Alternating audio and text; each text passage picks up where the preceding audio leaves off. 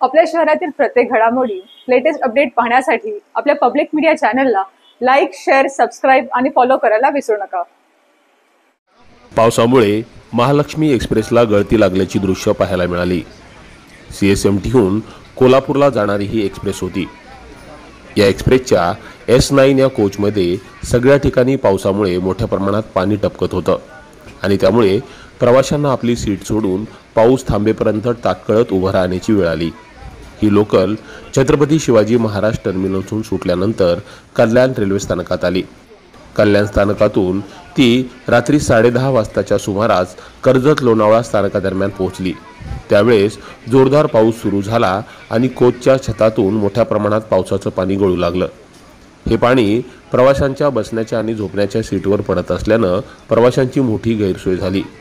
Railway प्रशासन पावसाळ्यात या गाड्यांचं मेंटेनन्स करते का आणि करत असेल तर ही परिस्थिती का असा सवाल या निमित्तानं उपस्थित होतोय।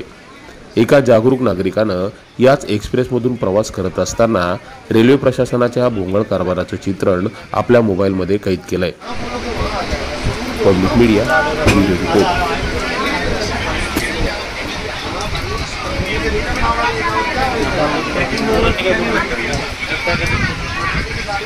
तुम्हाला ही बातमी कशी वाटली या संदर्भातील तुमच्या प्रतिक्रिया कमेंट करून आम्हाला नक्की कळवा। धन्यवाद।